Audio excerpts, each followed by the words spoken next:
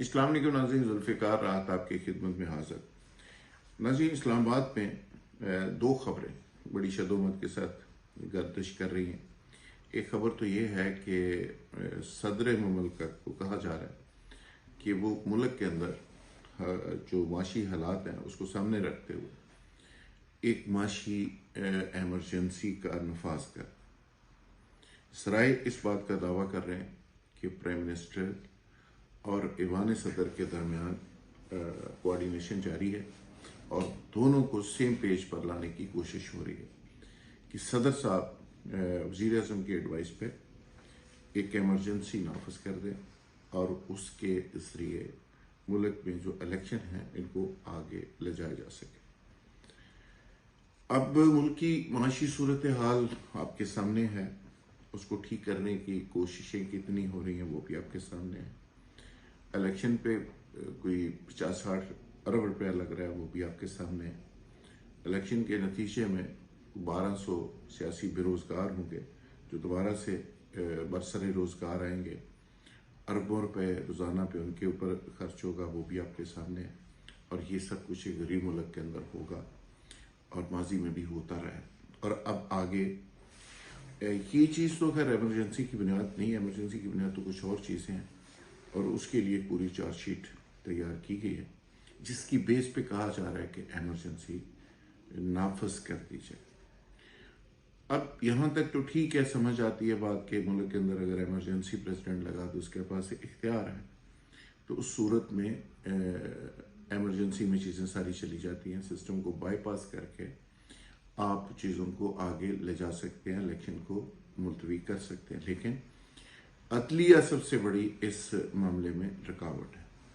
تو عدلیہ کے معاملے میں یہ کہا جا رہا ہے کہ چیف جسٹس آف پاکستان کے رویے کے اوپر ڈیپینڈ کرے گا کہ پاکستان نے چلنا کیسے، پاکستان کے اندر رول آف لا ہونا ہے یا نہیں ہونا، پاکستان کے اندر ایمرجنسی لگنی ہے یا نہیں لگنی، پاکستان کے اندر عدلیہ نے بہیو کس طرح کرنا ہے اور کس طرح نہیں کرنا، تو یہ ڈیپینڈ کرے گا عدلیہ کے اوپر۔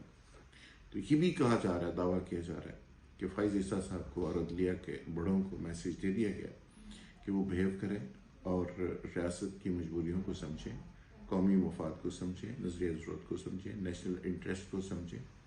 بے صورت دیگر پھر جو ہوا تھا ماضی کے اندر، پی سی او اور باقی بہت ساری آپشنز موجود ہیں۔ اب جوڈیشری نے بہت اچھا بن کے اچھے بچوں کی طرح کام کرنا ہے یا پھر جوڈیشل ایکٹیویزم دکھانا ہے، یہ ڈیپینڈ کرتا ہے چیف جسٹس فائز عیسیٰ کے اوپر کہ وہ کیا رویہ اختیار کرتے ہیں، کس طرح بہیو کرتے ہیں۔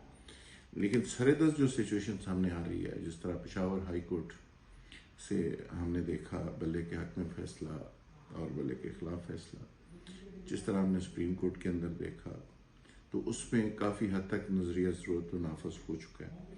اب کچھ لوگوں کو یہ غلط فہمی ہے کہ فائز عیسیٰ صاحب بڑے حریت پسند اور بڑے ایسے زبردست جج ہیں کہ جو ہمیشہ بغاوت پہ آمادہ ہوتے ہیں اور وہ کھڑے ہو جاتے ہیں، اور یہ لیکن میرا خیال ہے کہ وہ تھوڑے سے حالات و واقعات کو سمجھ گئے ہیں اور کچھ مزید سمجھ جائیں گے۔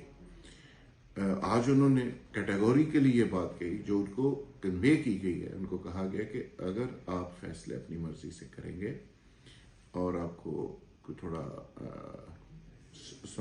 یہ سمجھ جائیں گے کہ جی میں ساری چیزیں برداشت کر سکتا ہوں، تو پھر ان فیصلوں کی امپلیمنٹیشن کس نے کرنی ہے؟ وہ تو ایگزیکٹو نے کرنی ہے۔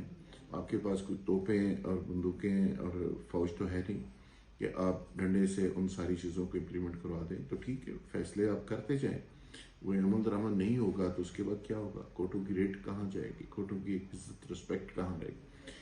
تو یہ میسج تو کہیں اور سے دیا گیا تھا، لیکن اظہار اس کا فائز عیسیٰ صاحب نے آج خود کیا۔ انہوں نے کہا کہ میں دیکھیں فیصلے، ہم فوج تو نہیں ہے نا ہمارے پاس کہ ہم فیصلہ کر کے تو اس پہ عمل درآمد کروا سکیں۔ حالانکہ جب وہ آئے تھے وہ کہہ رہے تھے جی میرا یہ فیصلہ ہوگا اور اس پہ عمل درآمد ہوگا اور اس پہ یہ ہوگا اور اس کا اپنیٹنگ جج بھی ہوگا اور فوری مجھے اس کا جواب دیا جائے۔ تو اب مجھے لگتا ہے کہ چیزیں آہستہ آہستہ سمجھ آنی شروع ہو گئی ہے۔ فائنل اور آخری بات یہ ہے کہ یہ بھی اطلاع ہے اور ذرائع اس بات کی تصدیق کر رہے ہیں کہ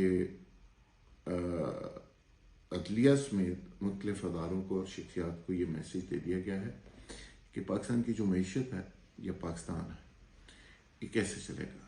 معیشت اور سیاست کو الگ کیا جائے گا اور ایس آئی ایف سی کے پلیٹ فارم کے اوپر جو معیشت کے انیشیٹو لیے گئے ان کو ڈسٹرب نہیں کیا جائے گا.